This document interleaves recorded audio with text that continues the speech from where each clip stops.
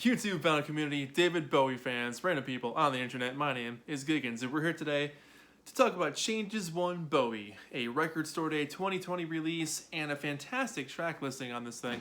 This was actually recorded for a radio show to celebrate David's 50th birthday, and the songs were all taken from the radio show, so you just get the musical performances on here, none of the interview stuff. But it's a fantastic listen because it's just him being warm and comfortable and relaxed and chill and just comfortable, which is very fun to hear him in that role, because you always know, especially by this point in time, in the 90s, Bowie's music was getting very energetic and very computery, very synthy, especially Earthling and Black Tie White Noise, Hours, Outside. These albums had a lot of electronics going on, so to hear him in an absolute stripped down performance is really cool. He's only supported by a few people on here, most notably Galen Dorsey, who played bass with him forever. And she does a great job on a lot of background vocals on this thing, but the track listing on here is also very surprising too, because he digs out some really obscure tracks, or stuff that he hadn't played in years. Lots from the early 70s, and a One Tin Machine song. I mean, he goes all over the place on this thing, so it's very fun to listen to. It opens up with The Man Who Sold the World, which definitely at this point in time was a humongous song because of Nirvana doing it for the acoustic album, MTV Unplugged. And I love the guitars on this one. The guitars and bass combination on this one is great. It's a very, like I said, stripped down version, which allows Bowie's voice to shine so well, because obviously as a Bowie fan, you're a fan of the dude's voice, and he can sing so well with that very Bowie, brusque sort of voice. It's a charming version. His slightly older voice lends itself really well to the storytelling. Great listen. Aladdin Sane, which I was not expecting to hear on this one, is really cool because it takes away that classic Mike Garson piano that layers the song originally and only adds the piano at the end, which makes for a very different listen. And hearing Gail doing the lead vocals on this thing for a little bit too was also a really cool texture to add to this. It definitely gives off the vibe of Bowie at an open mic night somewhere, which is very cool to listen to. But the song itself has a much more vulnerable presentation, being so stripped down, and minus the artsy piano on top of it, it's a whole different experience. It's very tender and intimate, very sweet, but I love this version. Then you get White Light, White Heat, which he had been covering for 30 years at this point, the Velvet Underground song. Really cool chugging electric guitars on this one, the really stabbing acoustic guitars. This is a song David always loved to perform. And it really stands out because the whole song has this sort of wait for it tension that breaks sort of at the end. But the build-up throughout this whole song, which is kind of what the Velvet's song is also about, his version, especially with the vibe he was going for on this recording session, lends itself to a much more fascinating storytelling experience. And I'm going to use that term a couple of times because it just works. It's a very new version of this song. Shopping for Girls is the last song on here, and a really unexpected deep cut for this one too. The electric guitar riffs are really well played, and it adds a nice character to the song.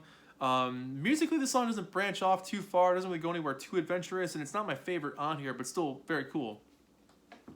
Then side 2 is like absolutely like mind-blowing bonkers. You get Lady Stardust off Ziggy Stardust, which is one of my favorite Ziggy songs. You can't go wrong with a Ziggy song, and this is where the drums start to become part of the experiment here too.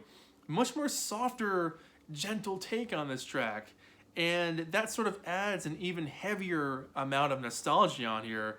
A little bit of sadness, a little bit of sweetness, but that again adds to the storytelling element of the track anyway, so I really love the reflection this song has. Then you get the Superman. I mean, holy crap. I mean, another song from Man Who Sold the World. And the bass on this one is just rolling along so well. It's incredible. Pretty faithful to the original, really, the whole song. And I can see this version working really well on Earthling. There's something about this, it blends really well to that album. Bowie sings his heart out on this one. It's a classic Bowie vocal. Repetition, this one's some really cool electric guitar effects going on. Just a lot of crazy stuff happening in the background. And I like Bowie and Gail singing together. I think that combination of their voice just blends so well. Andy Warhol. The album ends with 2 songs from Hunky Dory, which for a lot of Bowie fans, that's one of his best albums. Hunky Dory, or Andy Warhol rather, Very faithful rendition, both songs, I should say. This last review is kind of a combination of both, I should say. They're both expertly performed. It's like they played the record and said, all right, well, you can do that pretty much verbatim, but add a little bit of a twist here and there. Bowie's older voice, again, adds to that storytelling, adds to the character, adds to the heart of the song.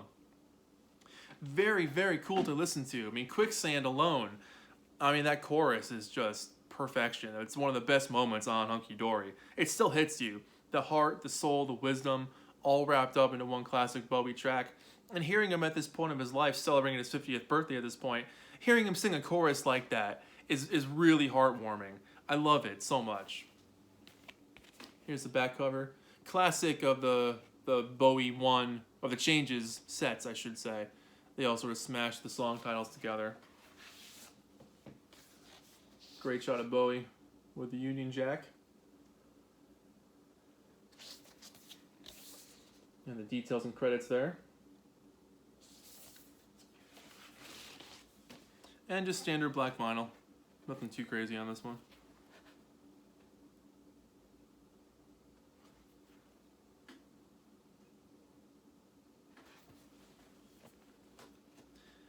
Yeah, I'm really glad I picked this thing up. I didn't think it was going to happen. I picked this thing up way later than it originally came out.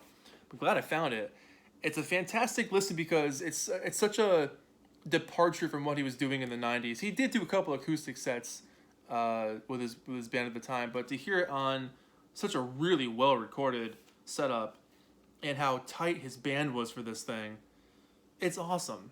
If you're a fan of Bowie, pick it up. You're not going to hate it. It's really, really cool. So that's about all I can say about it. For this thing, 8 out of 10. 8 out of 10, hands down. Love the song choices. My least favorite one on here was Shopping for Girls. That one was okay.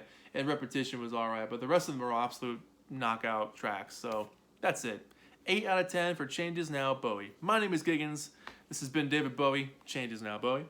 Thank you so much for watching. I'll see you guys in the next video. Bye-bye.